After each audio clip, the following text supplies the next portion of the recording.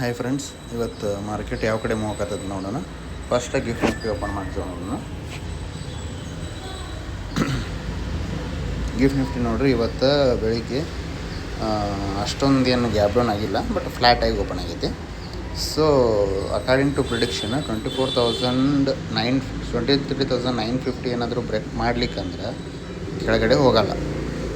But 23,800 close ಆಗಬಹುದು ಅನ್ನೋ prediction ಐತಿ. ಬಟ್ ಬಿಫೋರ್ ದ್ಯಾಟ್ ಅದು ಅಪ್ ಸೈಡ್ ಅಂದರೆ 24,100ಕ್ಕೆ ಹೋಗ್ಬೇಕಾದ್ರೆ 23,950ನ ಬ್ರೇಕ್ ಮಾಡಬೇಕು. ಬ್ರೇಕ್ ಮಾಡಿದ್ರೆ ಕಾಲ್ ಸೈಡ್ ಹೋಗ್ಬೋದು. ಬ್ರೇಕ್ ಮಾಡ್ಲಿಕ್ಕಂದ್ರೆ ಅಲ್ಲಿ ಪುಟ್ ಸೈಡಾಗಿ ಕೊಡೋ ಚಾನ್ಸ್ ಐತಿ. ಓಕೆ, ಈಗ ಮಾರ್ಕೆಟ್ ಓಪನ್ ಮಾಡೋಣ. ಈಗ ಫಸ್ಟ್ 15 ಮಿನಿಟ್ಸ್ ನೋಡೋಣ. 15 ಮಿನಿಟ್ಸ್ ಒಳಗೆ ಹೆಂಗೈತಿ.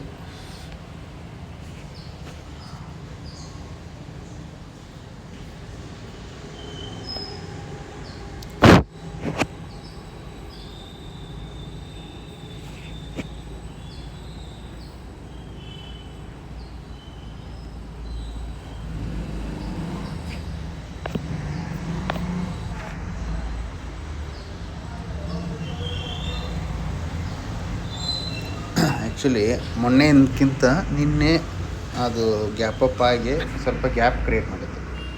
ಸೊ ಅದರ ಸಂಬಂಧ ಒನ್ ಡೇ ಕ್ಯಾಂಡಲ್ ಒಳಗೆ ಇಲ್ಲಿಂದ 800ಇಂದ ಹೈಯೆಸ್ಟ್ ಲೋ ಆಯಿತು. ಇಲ್ಲಿ ಡೈರೆಕ್ಟ್ ಇಲ್ಲಿ ಓಪನ್ ಆಗೈತೆ ಮಾರ್ಕೆಟ್. ಸೊ 928ಗೆ ಓಪನ್ ಆಗೈತೆ. ಸೊ ಇವತ್ತು ಮಾರ್ಕೆಟ್ ಫ್ಲ್ಯಾಟಾಗಿ ಓಪನ್ ಆಯ್ತಂದರೆ ಹೆಚ್ಚು ಕಡಿಮೆ ಒಂದು 30 to 40 ಪಾಯಿಂಟ್ಸ್ ಮೈನಸ್ ಆಗುತ್ತೆ. ಆಮೇಲೆ 930, 940 ಓಪನ್ ಆಗ್ಬೋದು. ಓಪನ್ ಆಗಿ ರಿವರ್ಸ್ ರಿಜೆಕ್ಷನ್ ತೊಗೊಂತಂದ್ರೆ 23,800 ತನಕ 838 ತನಕ ಬರ್ಬೋದು. ಇಲ್ಲ 23,950 ಬ್ರೇಕ್ ಆದರೆ 24,000 ತನಕ ಹೋಗಿ 24,000 ಏನಾದರೂ ಅಲ್ಲಿ ರಿಜೆಕ್ಷನ್ ತೊಗೊಂತಂದ್ರೆ ಅಲ್ಲಿ ಸ್ವಲ್ಪ ಸ್ಟ್ರಾಂಗ್ ರೆಸಿಸ್ಟೆನ್ಸ್ ಐತೆ. ಅದನ್ನೇ ಬ್ರೇಕ್ ಮಾಡೋಕ್ಕಾಗ್ಲಿಕ್ಕೆ ಅಂದರೆ ಮತ್ತೆ ರಿಜೆಕ್ಷನ್ ತೊಗೊಂಡು ಡೌನ್ ಮಾಡಿ ಇಲ್ಲಿ ಇಷ್ಟು ಕ್ಲೋಸ್ ಮಾಡೋ ಚಾನ್ಸ್ ಜಾಸ್ತಿ ಐತಿ. ಸೊ ಇದು ಇವತ್ತಿನ ಪ್ರಿಡಿಕ್ಷನ್ನು. ಇವತ್ತು ಏನೇನಾಗೈತೆ ಅನ್ನೋದನ್ನು ಹೊಳ್ಳಿ ಆಫ್ಟರ್ 3:30 ಮತ್ತು ನಾನು ಮತ್ತೊಂದು ವಿಡಿಯೋ ಒಳಗೆ ಎಕ್ಸ್ಪ್ಲೇನ್ ಮಾಡ್ತೀನಿ. 15 ಮಿನಿಟ್ಸ್ ಒಳಗೆ ನೋಡ್ರಿ.